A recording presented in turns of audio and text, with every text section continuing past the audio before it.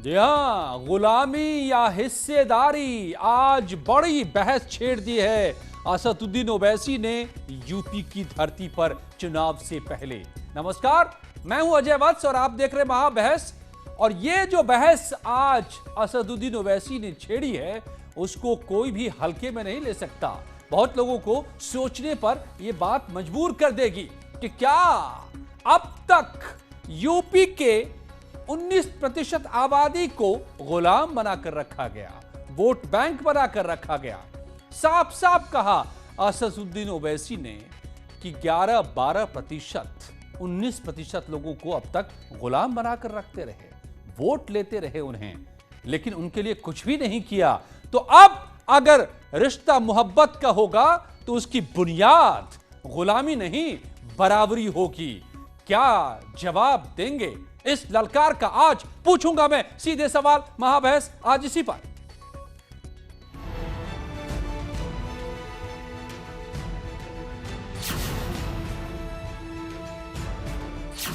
चुनावी अखाड़ा धर्म सबको प्यारा कि 19% मुसलमान और आप MY कॉम्बिनेशन की बात करते हैं, आप 11% और 19% गुलामी आपकी करते रहे, आपकी जय जयकार करते रहे, आपको मुख्यमंत्री बनाए, आपको वोट दे, और आप हिस्सेदारी की जब बात होती है तो बात ही नहीं करते आप। सबका साथ फिर क्यों बंटवारे की बात? ओवैसी जी की पहचान तो बिल्कुल नफरत की राजनीति पर आधारित है। लोगों को बरगलाना उनके लिए इंसानी वोटर है और वो वोट को की ध्रुवीकरण के लिए कोशिश कर रहे हैं। वो पैन इंडिया अपनी इमेज बनाना चाहते हैं। मुसलमानों को गुलाम किसने बनाया? नौजवानों, उत्तर प्रदेश के मेरे कईयोर नौजवानों, तुमको अशफाकुल्लाह के ख्वाबों को पूरा करना है। तुमको पंडित राम प्रसाद बिस्मिल की तरह उस मोहब्बत की निशानियों को बताना है, और मोहब्बत होगी तो गुलामी नहीं होगी, हिस्सेदारी की मोहब्बत होगी, हिस्सेदारी की मोहब्बत होगी। ख्वाब अशफाकुल्लाह ने देखा था, अब उन ख्वाबों को पूरा करना आपकी जिम्मेदारी है। डर दिखाकर मिलेगी हिस्सेदारी? अब उत्तर प्रदेश में मतदाताओं का ध्रुवीकरण हो चुका है। अब किसी दल को कोई वोट मिलने नहीं जा रहा है। समाजवादी पार्टी के साथ लोग हैं और समाजवादी पार्टी भारी बहुमत से उत्तर प्रदेश में श्री अखिलेश यादव को मुख्यमंत्री बनाने जा रही है।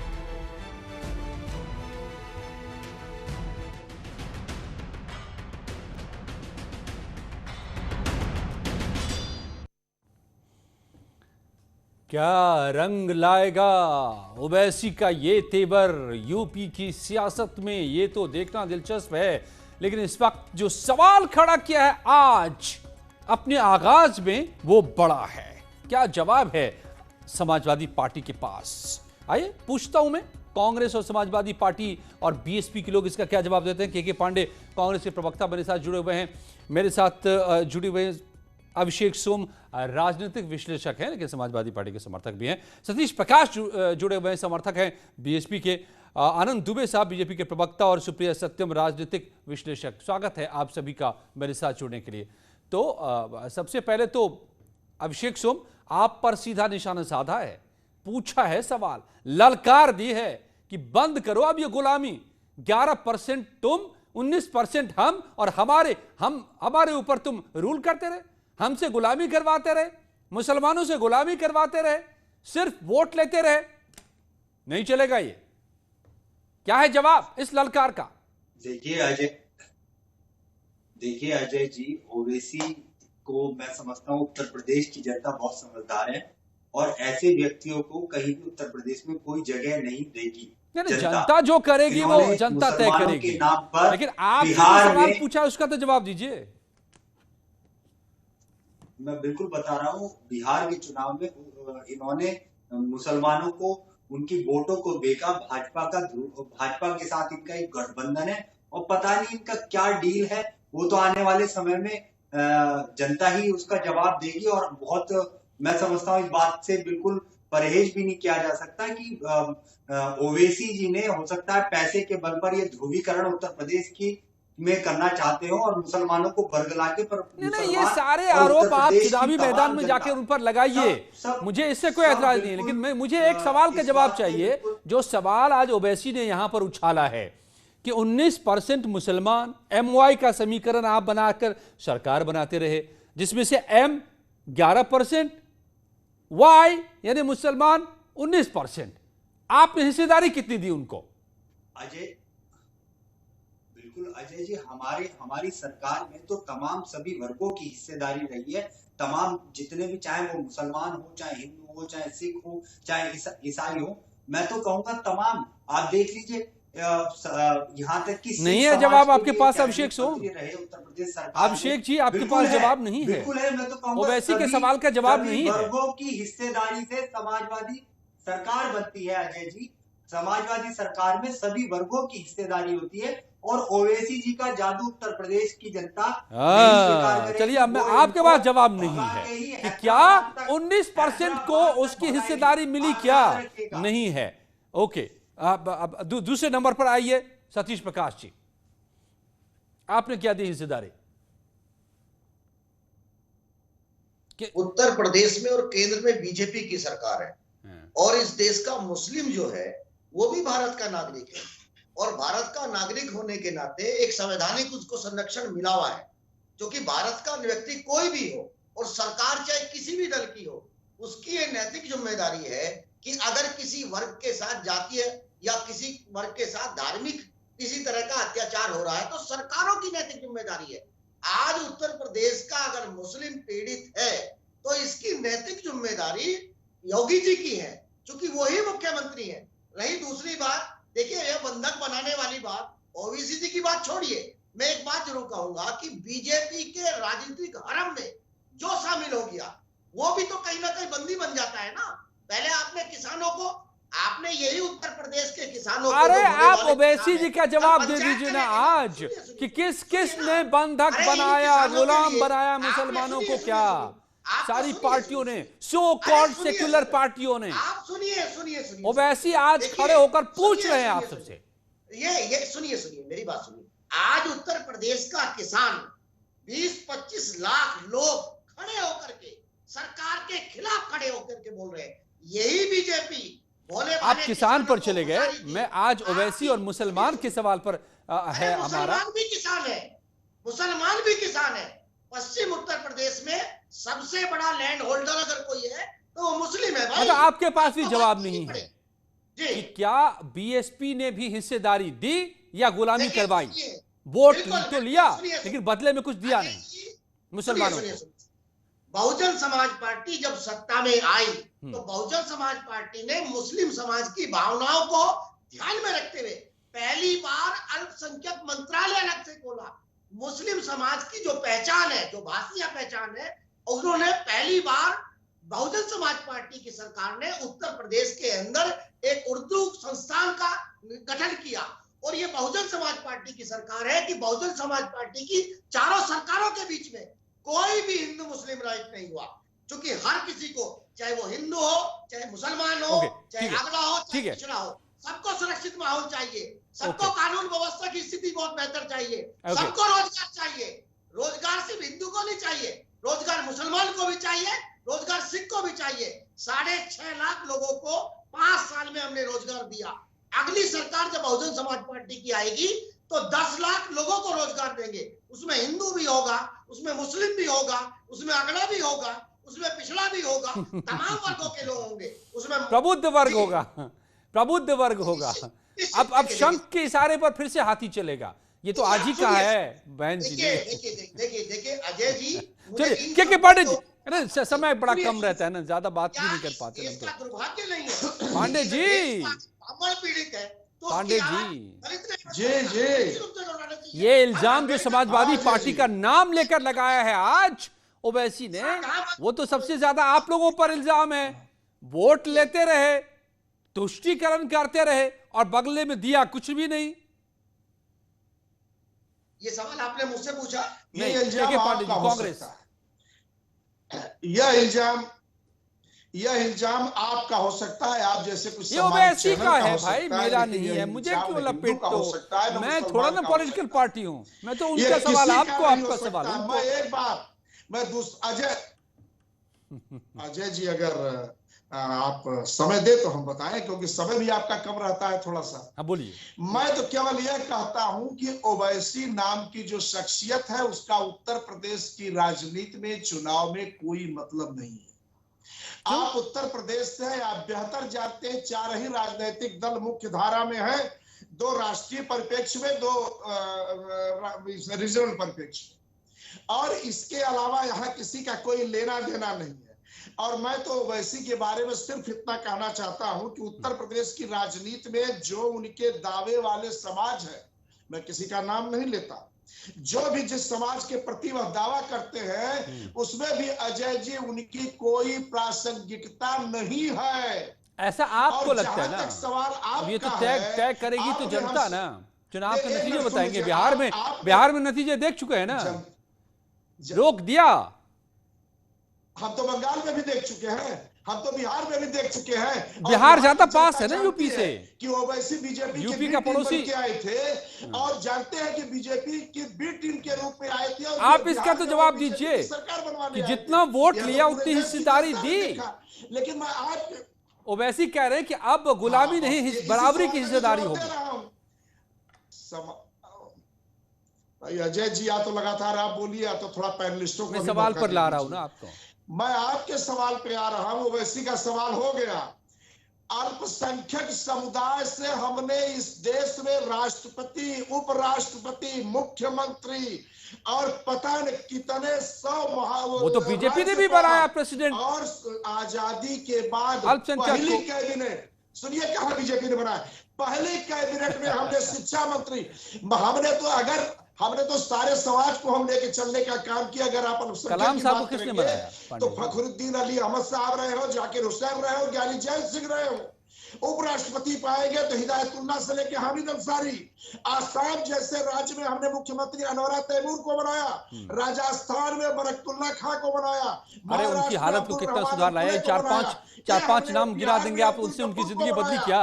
ये पूछ रहा है असदुद्दीन ओवैसी। ओके चलिए ठीक है, ओके मुझे सीधा जवाब।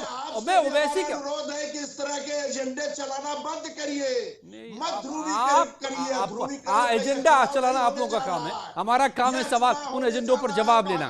ओके ठीक है, मैं अब आनंद दुबे के पास जाऊंगा और फिर सुप्रिया सत्यम। आनंद दुबे जी। महिला उत्पीड़न पर, किसानों की दुर्दशा पे यह चुनाव होने जा रहा है, इसलिए एजेंडा न चलाइए, एजेंडा सेट करना बंद करिए। टीवी चैनलों की टीआरपी के लिए देश को बांटने का काम बंद। नहीं तो आप ओवैसी के सवाल का जवाब नहीं है ना आपको, तो आप एजेंडा उसको करार दीजिए। अभिषेक सिंह को भी यही लगता है, आपको यही लगता है? आनंद दुबे जी दीजिए जवाब भाई, जिम्मेदारी आपकी है। प्रासंगिक की नहीं है, मैं जवाब क्या दूं? जवाब तो मैंने दे दिया। जितना हमने सारे समाज को बनाया, उत्तर प्रदेश से लेकर देश तक, हर चाहे आज भी मुसलमानों की हालत क्यों ऐसी है? उनकी माली हालत, उनकी शिक्षा की हालत। आनंद दुबे प्लीज, आप तो सबका साथ, सबका विकास, सबका विश्वास और सबका प्रयास भी। अब तो देखिए, दुर्भाग्य की बात है कि देश में लंबे समय तक कांग्रेस की सरकार रही, प्रदेश में भी रही, समाजवादी पार्टी की भी रही, बहुजन समाज पार्टी की भी रही, लेकिन इन सभी दलों ने मिलकर मुसलमानों को छलने का काम किया। इन्होंने मुसलमानों को वोट बैंक के रूप में देखने का काम किया और इसीलिए आज मुसलमानों की स्थिति इतनी खराब है। आज वहां पिछड़ापन है, आज शिक्षा में उनकी कमी है, आज रोजगार में कमी है। और हमेशा ये लोग बीजेपी के नाम पर मुसलमानों को डराते रहे कि मुसलमानों इकट्ठे हो जाओ, भाजपा आ जाएगी तो ये हो जाएगा, भाजपा आ जाएगी तो वो हो जाएगा।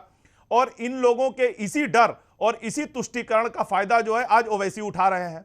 आज ओवैसी भी उसी चीज को लेकर उत्तर प्रदेश में आए हैं। हैदराबाद के ये भड़काऊ भाईजान जब अयोध्या पहुंचे हैं तो इन्होंने अयोध्या में सम्मेलन करना था, लेकिन उस पोस्टर में फैजाबाद लिखवाया। तो इन्होंने स्पष्ट संदेश देने की कोशिश की कि वो किस एजेंडे के साथ उत्तर प्रदेश में आए हैं। प्लस उन्होंने एक चीज और कही कि उत्तर प्रदेश का मुसलमान हारा हुआ है। मैं उनसे एक चीज पूछना चाहता हूं कि क्या उत्तर प्रदेश में अब तक की जितनी सरकारें बनी या अभी जो भाजपा की सरकार है, क्या मुसलमान ने उसको वोट नहीं दिया? या इन सरकारों को बनाने में मुसलमानों का कोई योगदान नहीं है? तो सरकार बनी है तो मुसलमानों का भी उसमें योगदान है। तो उत्तर प्रदेश का मुसलमान हारा हुआ नहीं है। हां, उत्तर प्रदेश का मुसलमान तुष्टीकरण की राजनीति और ध्रुवीकरण की राजनीति से परेशान जरूर हुआ है, लेकिन जब से भारतीय जनता पार्टी की सरकार आई है, हमने सबका साथ, सबका विकास और सबके विश्वास में यकीन रखा है। और हम सबके प्रयास की भी बात कर रहे हैं। हमने 2 करोड़ 61 लाख शौचालय बनाए तो ये पूछ के नहीं बनाया कि हिंदू का कौन, मुसलमान का कौन। हम एक्सप्रेसवे बना रहे हैं तो ये पूछ के नहीं बना रहे कि इस पे कौन चलेगा। हम जो है मेडिकल कॉलेज बना रहे हैं तो हम ये नहीं पूछ के बना रहे हैं कि किसके बनाएंगे। लेकिन सबसे बड़ी बात है कि ये जो पार्टियां उत्तर प्रदेश में लगातार सत्ता में रही, इन्होंने मुसलमानों को ठगने का काम किया। समाजवादी पार्टी के सरकार में देखिए आए दिन दंगे होते थे, लेकिन जब से उत्तर प्रदेश में भारतीय जनता पार्टी की सरकार है, एक भी दंगा नहीं हुआ है। उत्तर प्रदेश में जो कामगार मुसलमान है, जो बिजनेसमैन मुसलमान है, जो व्यापारी मुसलमान है, जो रोजगार में लगा हुआ है, ठीक है। आप जितना बोल रहे पता नहीं उतना वोट आपको मिलेगा कि नहीं मुसलमानों का। आप छोड़िए ना। सुप्रिया सत्यम जी, ये बताइए कि ये सवाल जो असदुद्दीन ओवैसी ने आज उठाया है, क्या वो सवाल वैलिड है कि मुसलमानों की मोहब्बत अगर कोई पार्टी लेगा तो अब गुलामी की बदौलत नहीं, बराबरी की बदौलत? ये सवाल जो उठाया है, क्या आपको लगता है कि वैलिड क्वेश्चन है?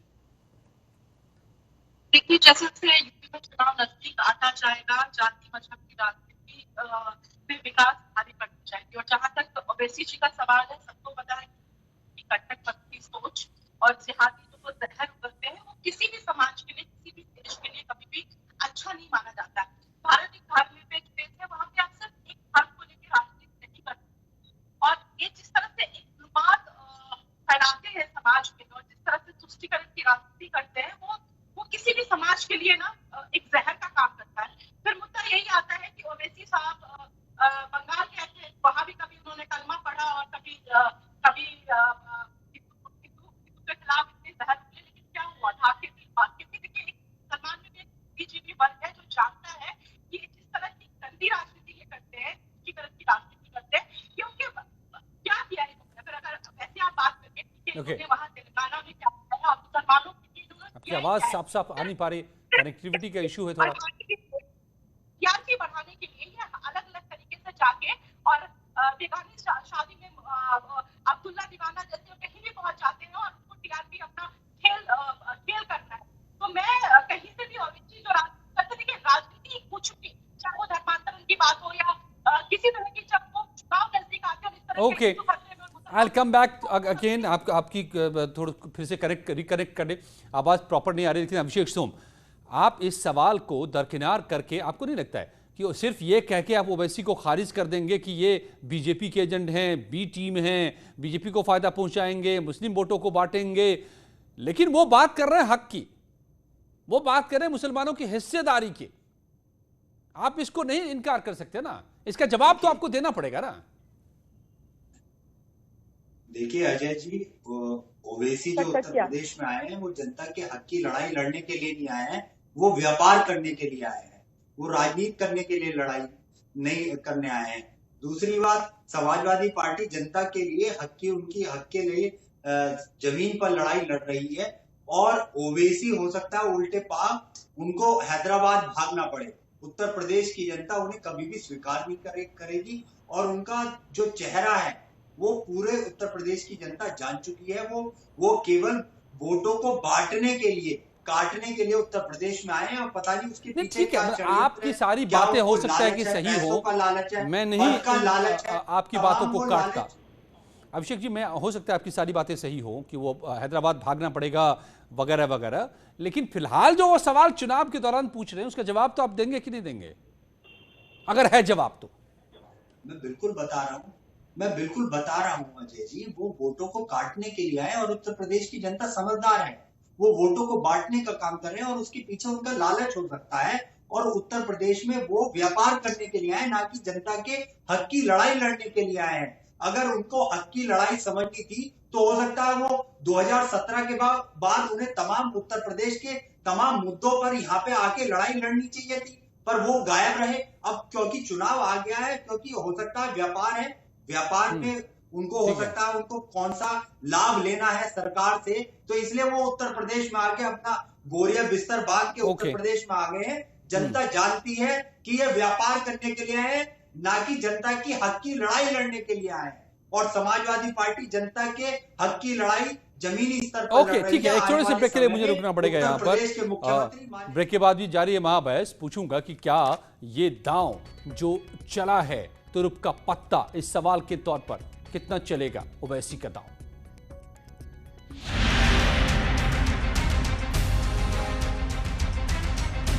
नारी बाग की घटना, पीलीभीत में फांसी के फंदे से लटका। तो मुसलमानों को गुलाम किस किस ने बनाया उत्तर प्रदेश में, और क्या इस बार यूपी की राजनीति में चुनावों के दौरान होगा इसका हिसाब? ये सवाल से साफ तौर पे पूछा है। सुप्रिया सत्यम, अगर आपको आवाज मेरी मिल पा रही हो, मैंने आपसे पूछा था कि क्या ये सवाल वैलिड है, अगर वैलिड है कि नहीं, अगर है तो क्या इसके मद्देनजर इस बार मुस्लिम मतदाता फैसला करेंगे? यही मैं अजय आपको बताना चाह रही थी कि देखिए, जैसे जैसे यूपी में चुनाव नजदीक आता जा रहा है, वैसे वैसे जाति और मजहब की राजनीति विकास की राजनीति पे ये भारी पड़ता जा रहा है। और जिस तरह से ओवैसी एक कट्टरपंथी सोच और जिहादी उनकी जो जुबान से वो निकालते हैं, जिस तरह से जहर निकालते हैं वो किसी भी स्वस्थ समाज के लिए ठीक नहीं है, जिस तरह से वो बातें करते हैं। और सबसे बड़ा सवाल ये है कि मुसलमान में भी एक ऐसा वर्ग है जो उनकी इस गंदी राजनीति को पसंद नहीं करता है। उनको पता है कि ये सब कुछ वो ये कर रहे हैं, और वो तबका भले उनसे इम्प्रेस हो सकता है, लेकिन एक जो पढ़ा लिखा तबका है वो कभी उनसे इम्प्रेस नहीं होता है। तो जहां तक ओवैसी की बात है, ओवैसी जिस तरह से यूपी में अपना पैर जमाने की कोशिश कर रहे हैं जिहादी उन्माद फैला के, वो बहुत ही मुश्किल है। और फिर वही वाली बात हो जाती है, चाहे वो अभी धर्मांतरण का मुद्दा हो या फिर ओवैसी जैसे कट्टरपंथियों सोच का, तो कुछ ज्यादा अंतर नहीं है। कहीं ना कहीं विकास, सड़क सुरक्षा और इस पे तो कोई बात ही नहीं करना चाह रहा है। जी सतीश प्रकाश जी की बातों से बिल्कुल सहमत हूं। निश्चित रूप से ये दुर्भाग्य है उत्तर प्रदेश का कि उत्तर प्रदेश में 24 घंटे में 100 बच्चों की मृत्यु हुई है। सरकार को यही मैं कह रहा हूं, आपको मान लीजिए, वोट मत मांगिए, ओबीसी के ऊपर चर्चा मत कीजिए।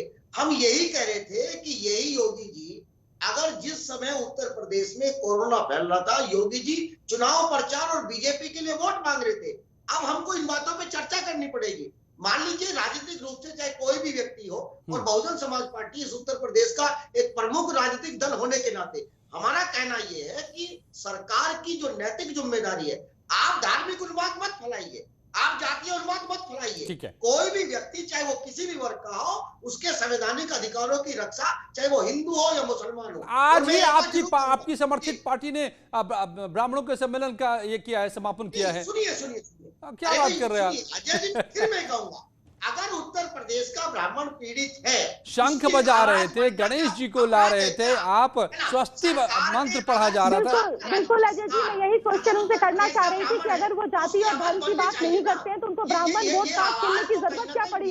ये बताने की जरूरत क्या पड़ी कि हम राम जी का और भव्य मंदिर बनाएंगे? जो मंत्री है उनको इस्तीफा देना चाहिए। ओके, बस इतना ही समय था, हो गया। तय करने दीजिए कि ये सवाल सही है कि नहीं, कि क्या मुसलमानों को गुलाम बनाया पार्टियों ने यहाँ पर या नहीं बनाया, और क्या बराबरी के आधार पर लोग वोट डालेंगे, हक के आधार पर वोट डालेंगे, या क्या करेंगे? ये तय तो अभी को करना है। लेकिन इस बात बड़ा सवाल एक जरूर खड़ा कर दिया है ओवैसी ने, यूपी आकर देखना होगा कि ये किस दिशा में जाती है बात। धन्यवाद आप सबका। अनुपम के साथ अब खबरें। शुक्रिया अजय। इस वक्त उत्तर